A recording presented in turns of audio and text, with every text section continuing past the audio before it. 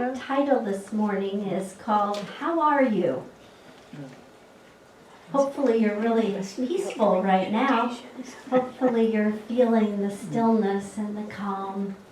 And hopefully your body is feeling relaxed and really good. But if you were asked, how are you? What do you think your answer would be? And you don't have to say it out loud, but just think about that. What would your answer be? And is it an answer that you frequently use? Or is it an in-the-moment kind of an answer? Because what we think about our answer to that question is important. Now, a lot of us, I think, go around and we just say, good, you? And there's no energy in it. It's just the rote answer that we use when we're passing by someone or coming upon someone. And I know for myself, and I know some of you might not believe this, but I'm not really a socializer that much, except if I'm really, really comfortable. So I'm not comfortable. I'm out of my comfort zone when I talk to someone and I say, how are you? And they say, good. Because then I don't know what to say next. Oh, good. Glad you're good.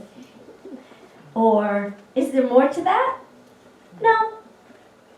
Okay. How do you have a conversation with that?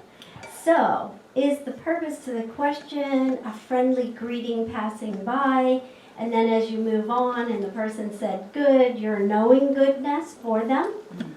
Or are you quickly back into your own thoughts? Do you give thought to the others around you as we travel through this experience together? So, whatever is in your head is about being good. So when we just say good, I'm good, do any of you ever take up the idea that good is equivalent with God? So when you say, how are you? And someone says, good, you can see them as God?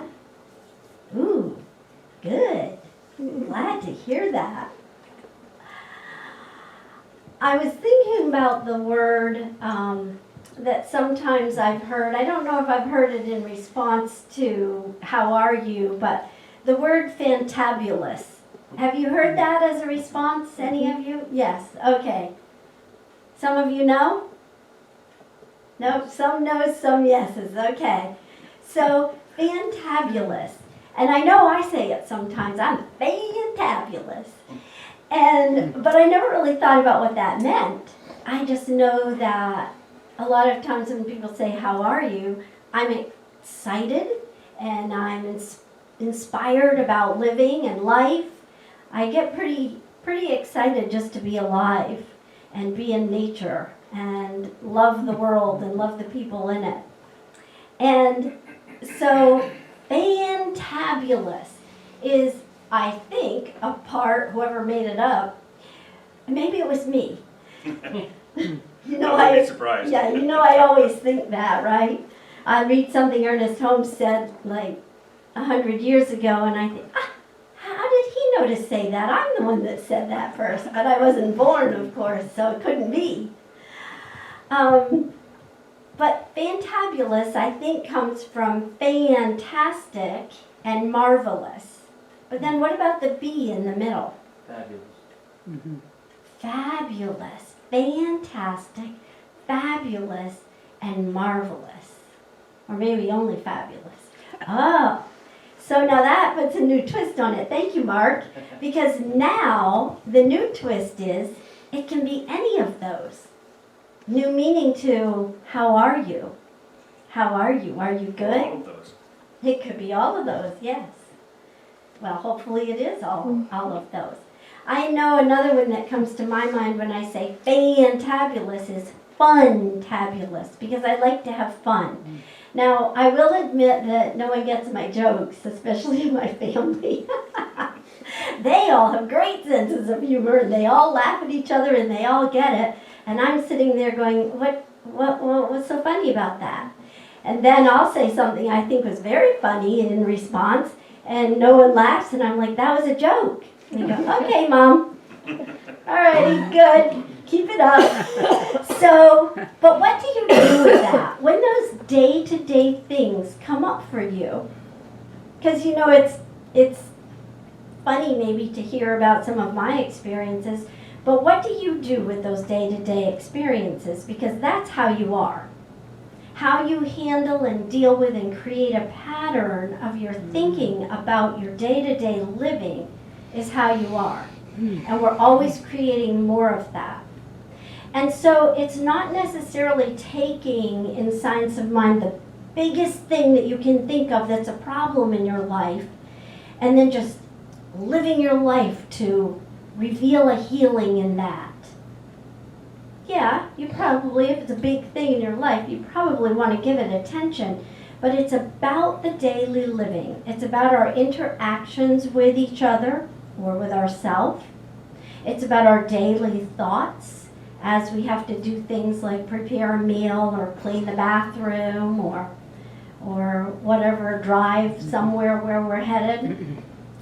And it's all about what we claim and what we think when we say it. So whatever our answer is to how are you, what are you claiming? What are you declaring to the world around you about yourself and your daily events? So an example that I came up with would be if you go to the grocery store and you're going to go up to the meat counter and you're looking and then you say, I'll have that boneless, skinless chicken breast and I'd like the one that's closest to me. When the meat guy there, the butcher, whatever, chooses it, when you get it, you do not expect to get a package of hamburger, do you? And the same thing is true in our daily living. If we wake up in the morning and we say, oh geez, I don't feel very good today at all. This is going to be a long, hard day. And then we expect to get an exciting, peace-filled, loving day. Probably not going to happen that way because we started it off with our intention. And I know some people might say, well, that's just the way I wake up. Well, good, it has been in the past. Is that the way you're going to continue it? Because you can. But if you always do what you've always done, you'll always get what you've always got. And so you have to at some point make a switch and say, well, and it might not be when you wake up. It might be when you first get to work. Or choose your thing. Because we all have different daily events that we engage in. And there are some that we may take on a negative thought about, and that negative thought plays out for us in our feelings, and that's what we learn to believe and accept as our truth. And the only place that it's real is in our own mind, and so we make it real because we create it in our life. And we have the power to change that. So you wouldn't expect the hamburger. Why? Because you declared and claimed what you desired. The boneless, skinless chicken breast, the one up in the front. Now, I don't know if you're like that, but I'm pretty detailed when I order from someone who's picking it out for me. And very often they'll say, this one? And I'll say, no, the one in front of that one. This one? They go off to the side. No, not that one either. This one? That's the one. Thank you. So do you get that specific with what you want in life? When you wake up in the morning, or whatever it is you do, can you think of something that you could say and tell yourself until you believe it that will be life-shifting for you around that situation? Because day-to-day living is where we are creating habits of thought. It is said that experience of everything happens twice. Once in your mind and once in the outer experience. Our future will always be the self-contemplation of the one, and it all is initiated in our own mind. We are in a co-creation process with the divine all the time. I've also heard it said that it's like a spiritual domino effect. We think things in our heads and our mind, and they tumble forth into our physical experience, and so we get to actually move through them, the things that we're thinking about. I thought that was a beautiful idea. My life quite often seems like a domino effect, things banging into each other, trusting that they're all going to go in the right direction, and it's going to be a beautiful experience. Our mind is very powerful. We actually determine how we are in every now moment, in every single now moment. We can shift and create something different if that's what we wish. We don't like the way things are going. Therefore, it makes sense that your biggest investment opportunity in terms of creating that which you wish to experience in your life is sitting squarely on your shoulders. Sometimes it's a little tilted, and we don't see life from the perspective that we like to, and we need to shift things till it's squarely situated on our shoulders so we can actually experience that which we wish to experience. So we're actually creating that which we wish to experience. So how are you working universal law to manifest in your life, to bring about that which you wish to experience? How are you working the process? Or in terms of our talk today, in terms of how are you working the universal creative process to determine how you are? How are you manifesting how you are right now? Because you are. I found this great quote from Ernest Holmes this week. I don't believe I have ever read it before, and it's one that I'm probably going to clip out and put on my refrigerator or above my computer. It says, "Wake up. Your word is all-powerful. Your consciousness is one with omnipotence. Your thought is infinite. Your destiny is eternal, and your home is everlasting heaven. Realize the truth. I am living in a perfect universe. It always was perfect and always will be perfect. There never was a mistake made. There are no mistakes being made, and there never will be. I live in the great and eternal universe of perfection from cause to effect, from beginning to end, and the world's all right, and I know it." Isn't that great? You can count on me posting that on Facebook and most social media this week, so if you want to copy that and put it up on your bathroom mirror or something so that you see it every day, look for it. I'm going to say it again. Wake up. Your word is all-powerful. Your consciousness is one with omnipotence. Your thought is infinite. Your destiny is eternal. And your home is everlasting heaven. Realize the truth. I am living in a perfect universe. It always was perfect and always will be perfect. There never was a mistake made. There are no mistakes being made, and there never will be. I live in the great and eternal universe of perfection from cause to effect, and from beginning to end. And the world's all right, and I know it. What if I were to ask you, how are you right now, and you would say, the world's all right, and I know it. We quite often let the world affect our thinking and our personality and the way we seeing the world around us. What if we infect the world around us by saying the world's all right, and I know it. There's no doubt about it. Ernest Holmes also said this: since all is mind and the only activity of mind is thought, and the only thing to get out of mind is what you first think into it, all manifestation is backed up by a definite idea. Every idea is a thought in your life and mind, and everything that happens to us is backed up by some mental attitude. Realize that behind everything that is seen is the silent cause. In your life, you are that cause. There is nothing but mind, and nothing moves except as mind moves it. Your life is governed absolutely by mind. In our lives of conditions, we are the cause, and nothing moves except as our mind moves it. There is only one law which produces sickness and health, prosperity and adversity, in exact correspondence to our prevailing thought patterns. Our mind is the initiator of all that we experience.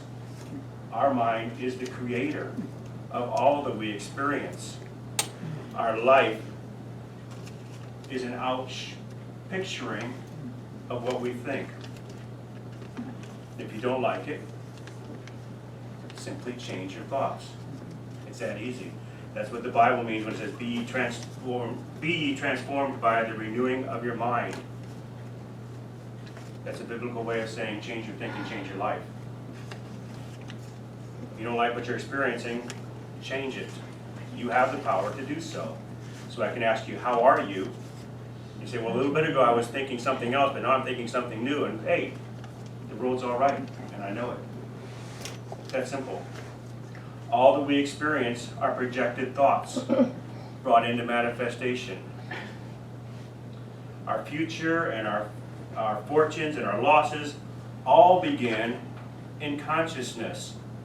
We have an idea, a thought that we wish to experience, and we initiate the domino effect by allowing it to tumble into our world experience. So how do we do that? What's the application? In his book, This Thing Called Life, Dr. Ernest Holmes says, expectancy speeds progress. Therefore, live in a continuous state of expectancy. No matter how much good you are experiencing today, expect greater good tomorrow. How are you? I'm great, and I'm expecting to be even better tomorrow. And the day after that, it's going to be even better, because I'm going to constantly expand my awareness and my ability to receive more good. And the more I practice that, the more I step into the ability to expect more and more and more. I'm living in a continual state of expectancy. Life is good, and I know it. So what do you expect? How are you? What are you expecting to happen? That's your truth. Ernest Holmes says in his Power for Good lessons, I've listened to lies long enough, and they've brought me misery. Right now, I deny those false beliefs and affirm the truth. I am prosperous. I am prosperous because I choose to know that I am prosperous. So we take that word prosperous and fill in the blank. I am happy because I choose to know that I am happy. I am in a wonderful relationship. I know this because I choose to know that I am in a wonderful relationship. Whatever you choose to put in that blank is your truth, and it's how you shift how you are right now. Love it, love it, love it. So, impromptu story. I love all that you're saying, and now I know how you showed up yesterday in that beautiful way that you did. I'm going to tell about it. I know you're going, what? What you talking about now? This wasn't part of the plan. I think, which marvelous thing did I show up as yesterday? So he was on the phone for quite a lengthy time, and he doesn't like talking on the phone, number one, and number two, when you're just waiting for somebody, you've all experienced it, I'm sure. You're just waiting and waiting and waiting. Technical service. To get your help. And the dishwasher was running. I was in the kitchen fixing breakfast, and he's working in there on the computers, waiting and waiting and waiting, and he finally gets someone, and he's in the middle of the conversation with it, and I am hearing this lovely little tinkling sound, and I'm really delighting in it, and all of a sudden I thought, I actually better wonder what that is. I better be a little more observant, and I looked underneath the kitchen cabinets, and it was like an inch deep in water, and it was pouring out onto the floor, and the carpet was all wet there. And so, of course, what did I do? I screamed for him, David, something's the matter with there's water everywhere. And he very calmly calls out to me, I can only deal with one emergency at a time. And I thought, well, I don't know, have a clue what to do with this one, so I just got some towels and put them down and let it soak up, and after a bit he finished with his technology crisis, and he came out and dealt with the other crisis, and it was a pipe or wire or I don't know, something. Earlier in that day, the garbage disposal had died, so I put in a new one, but I forgot to plug in the dishwasher. Oops. So, but anyway, it was admirable how he dealt with that. And so you're living this. Congratulations. Thank you. And I also liked how he talked about there are no mistakes. And part of what Dr. Holmes was talking about, he talked about there are no mistakes. And quite often we think it's a mistake, and I don't know what word we'd use to change that, so I do use the word mistake sometimes. But again, it's what we think about the idea of the mistake. Was it really a wrong, or is it just something that we hadn't intended to go that way? So, funny story. I was looking at my work emails a while back, and I saw that this email that had a list of people that I knew in the email, but it had a name for the workshop, and it said, the email said, "You have been selected to attend this workshop, and would you prefer these days or these days?" And so I just responded to the question because that's my norm. Respond to the question that you're asked. And these days or these days, I said these days. And a while later, I got an email back and it said, the majority of people have selected these days, so it will be these days. So I thought, okay, well, I put those days on my calendar. And some time went by and I got another email, and one of the other people on the list said, what are the hours for this workshop? And the response back was, we don't really know, just plan the day. And I thought, plan the day? Well, from what time in the day till what time in the day? Okay, but I did nothing. I just let the universe continue to show up as it did and went on with life. It wasn't an immediate thing. And a while later, a few more weeks went by, and someone else typed in and said, I need hours, I'm trying to plan. Again, the response came back that we don't have hours for you yet, but we'll let you know when it's closer. And so we all just went about our way. And one day I was thinking to myself, you know, I'm attending a workshop that I was selected for, that I didn't get the days that I wanted, and I don't know what times it is, but there's something in it that feels very exciting. So I went to someone whose name was on the list in the emails, and I said, you know, I don't remember signing up for this workshop. And she said, oh, you didn't, you were chosen. You were selected to be a part of this group. And I was like, oh, okay, well that felt kind of good, right? I wonder why I was selected. Don't know, but I was selected. And so the idea behind this, I've told this story quite a few times because I think it's funny. There's a feeling that we get. I still haven't attended the workshop, by the way. This has been ongoing for months now. The workshop date still hasn't arrived. But I'll let you know what it is and how it goes. If you find out. If I find out. But what's interesting to me about this is, in the idea of how are you, is there are some things that come our way that are not a mistake. We're supposed to be there. We're supposed to show up. We're supposed to say yes when we get that inner calling. And we know it because it feels right. And it's interesting to me that we don't even have to know what it is. We just show up because we were meant to be there in that time, in that place, for whatever reason. And we don't have to have all the answers.